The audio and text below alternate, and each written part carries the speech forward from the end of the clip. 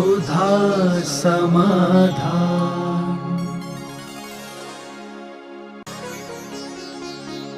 नमोस्तु गुरुदेव। ब्रह्मचर्य व्रत का पालन करने वाले व्यक्ति को कौन कौन से नियमों का पालन करना चाहिए? पूज्य उमा स्वामी महाराज ने तत्वार सूत्र के अंदर पांचों अणुव्रतों की भावनाओं के लिए कहा है। उनमें सबसे पहले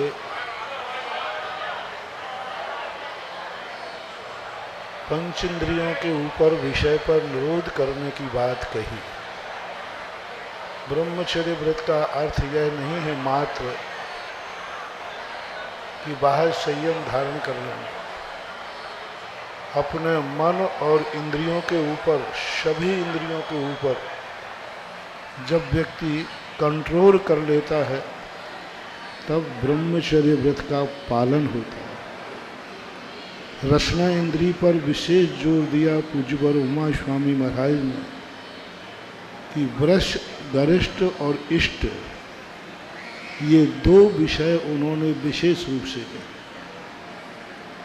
इष्ट यानी जो रुचिकर है, गरिष्ठ यानी जो ताकतवान है। इन दो विषयों पर व्यक्ति को सबसे पहले संयम कंट्रोल करना चाहिए। बाद में उन्होंने नेत्रेंद्री के ऊपर भी किया। नेत्रेंद्री पर विजय होना चाहिए। नेत्रेंद्री जिसकी सदा झुकी हुई रहती है, वही व्यक्ति अपने संयम को सही पालन कर सकता है। इसलिए नेत्रेंद्री को कंट्रोल करने को कहा, रसना इंद्री को कंट्रोल करने को कहा, कर्ण इंद्री और नासिका इंद्री, इन चार इंद्रियों के साथ में मन के लिए, काम का दूसरा नाम मनोज है और मनोज का अर्थ होता है मन से जो उत्पन्न होता है। अब्रह्म शरीर की भूख नहीं है, अब्रह्म शरीर की आवश्यकता नहीं है। अब्रह्म जो है वो मन से उत्पन्न होता है। तो जो मन को अपने कंट्रोल कर लेता है, शेष चार इंद्रियों को कंट्रोल कर लेता है, तो फिर स्पर्शन इंद्री का कंट्रोल करने में ज़्यादा बाधा नहीं जाती है।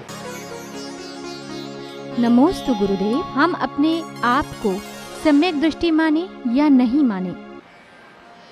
ये स्वाध्याय करने वालों की भूल है। पज्जय मूढ़ो मूढ़ा जो पूज्यवर कुंदकुंद भगवान ने कहा है, उन्होंने ये कहा है कि नास्तिक की तरफ परिहार किया है। लोग पर्यायों को देख करके अपने जीवन की विनाश लीला मानते हैं। पर्याय दृष्टि हमेशा सब कुछ मिटता हुआ बताती है। इसलिए उन्होंने पर्याय दृष्टि को गौण करने की बात की। पर्याय सम्यक दर्शन भी पर्याय है, ज्ञान भी पर्याय है, चारित्र भी पर्याय है, शुद्ध उपयोग भी पर्याय है, आत्मानुभूति भी पर्याय है, केवल ज्ञान भी पर्याय है, सिद्धत्व भी पर्याय है। पर्याय के बिना द्रव्य की सिद्धि ही नहीं है। जो द्रव्य का लक्षण है वो पर्याय से लक्षण बनाएगा। द्रव्य का लक्षण, बहुत बड़ी बात पूज्यवर उमा स्वामी महाराज ने लिखी। द्रव्य का लक्षण पर्याय बनाया, और जब पर्याय लक्षण बनाया गया हो तो पर्याय को धारण करने वाला मूड कैसे हो सकता? उत्पाद, व्यय और ध्रुव, ये तीनों पर्याय हैं। उत्पाद भी है, व्यय भी है, ध्रुव भी है, और यही पर्याय शत का लक्षण बनाते हैं। इसलिए हमें ऐसे प्रसंगों की अपेक्षा समझना चाहिए। प्रसंगवश ऐसा कहा है, ये मूलतः त्रिकालिक रूप नहीं है। प्रासंगिक पज्जय मूढ़ो मूढ़ा, क्योंकि व्यक्ति ये मान लेता है कि जिस पर्याय में व्यक्ति जाता है उसी पर्याय में वो तद्रूप मान लेता है। आप लोग मनुष्य हैं तो आप लोगों को मनुष्य की ही कल्पना आती है, आपको भावी पर्याय और अतीत पर्याय की कोई भी स्थिति नहीं बनती। वर्तमान पर्याय में इतने आप लोग रत हो जाते हैं कि इसी पर्याय की रक्षण और विनाश के लिए 24 घंटे तत्पर रहते हैं, ऐसा कथन जानना चाहिए। नमोस्तु गुरुदेव। पाक्षिक श्रावक, नैष्ठिक श्रावक, साधक श्रावक कौन कौन से होते हैं? पाक्षिक श्रावक वो कहलाता है जो अपने आप में कुछ कर नहीं पाता, लेकिन जो करते हैं उनका पक्ष लेता है, जिसे हम अविरत सम्यक दृष्टि कहते हैं। स्वयं कुछ नहीं करता। नैष्ठिक श्रावक में वो अपनी शक्ति प्रमाण व्रतों का पालन करता है। साधक श्रावक के संबंध में दो विचारधाराएं हैं। एक 10वीं प्रतिमा और 11वीं प्रतिमाधारियों को साधक श्रावक में लेते हैं, लेकिन पूज्यवर समंतभद्र महाराज 11वीं प्रतिमाधारी को ही साधक रूप में ग्रहण करते हैं, जिसे आज प्रचलन में क्षुल्लक शब्द का प्रयोग किया। हालांकि क्षुल्लक शब्द का प्रयोग समंतभद्र महाराज ने नहीं किया, पूज्यवर ने वहाँ पर 11 प्रतिमाधारी के लिए मुनि कन वंडे, मुनि के वन में जाकर के वह विश्राम करता है, ऐसा माना। नमोस्तु गुरुदेव। मैं जब भी समेत शिखर जी की वंदना करने जाती हूँ तो पहाड़ पर मुझे उल्टी हो जाती है, तो मैं अपने आप को अर्घ चढ़ाने के लायक मानूं या नहीं? उल्टी हो जाती है तो आप लोग यदि विशेष रूप से आपके व्रत नहीं है, उपवास नहीं है, तो कुर्ला कर सकते हैं। करते समय भी आप यदि जल आदि उपलब्ध हो जाए तो कुर्ला कर सकते हैं। यदि ये भी उपलब्ध ना हो तो मौन ले लेना चाहिए। हम लोगों को जब इस प्रकार की स्थिति बनती है तो हम लोग मौन धारण कर लेते हैं, क्योंकि कोई भी मुख में गंदगी जाएगी तो हवा जाती है तो उसमें जीभ पड़ते हैं, इसलिए मौन धारण कर लेना चाहिए। मौन पूर्वक वंदना करने में कोई बाधा नहीं। आप ग्रस्त हैं तो कुर्ला कर करके वंदना कर सकते हैं।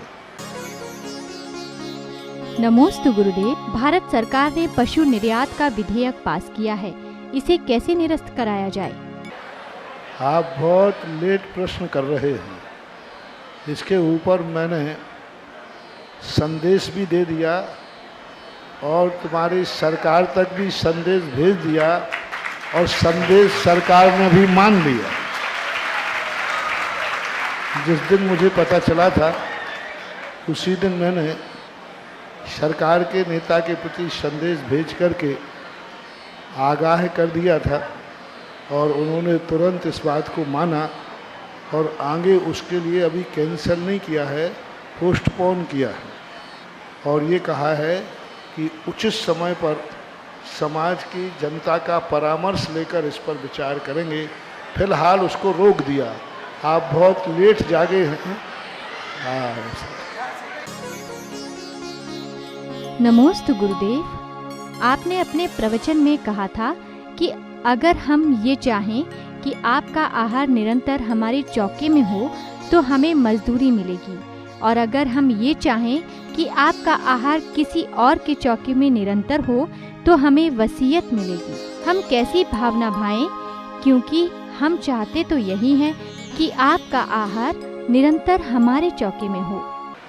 हम कुछ भी कहें, आपको तो जो भावना भाना है वो भाओगे, क्योंकि एक होती है नीति, तो नीति को हमेशा सुरक्षित करना चाहिए, और एक होती है अपनी नियति। तो जो नियति है वो तो यही है कि अपने चौके में आहार हो, लेकिन नीति ये कहती है कि भावना ये भाना चाहिए महाराज का कहीं भी आहार हो निरंतराय निर्दोष। नीति तो यह है। अब भावनाएं जो हैं ये अलग होती हैं, क्योंकि जब हम किसी चीज़ को अपने तक सीमित करेंगे तो इसका अर्थ हो गया कि हम चाहते हैं कि किसी के होवे या ना होवे हमारे यहाँ हो जावे। तो एक विशद व्याख्या कही थी कि जो इतना विशाल हो जाता है, इतना विस्तृत हो जाता है कि वो अपने लिए नहीं जीता है, वो भगवान के लिए जीता है।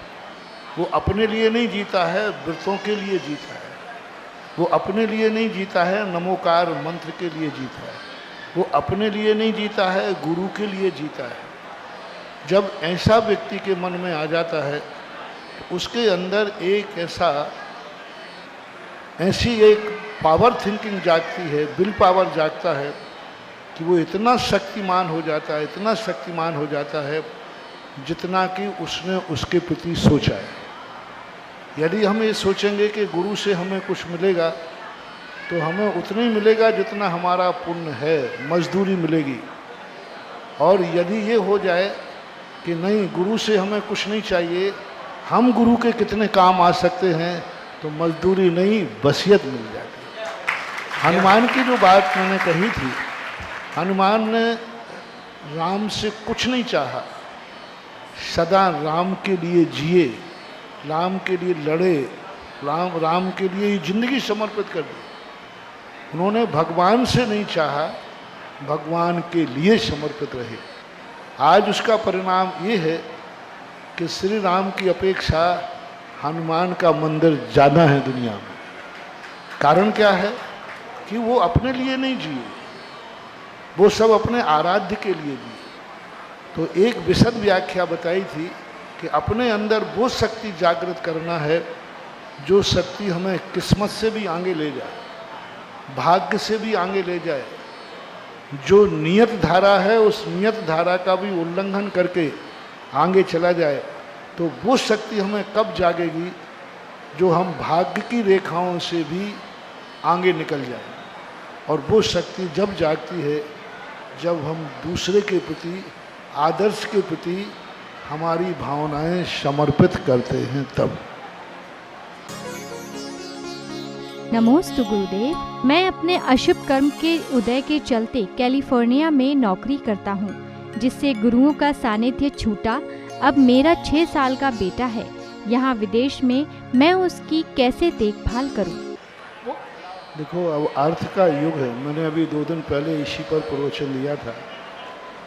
अर्थ के युग में व्यक्ति अपना सब कुछ छोड़ देता है, जीवन के लिए नहीं।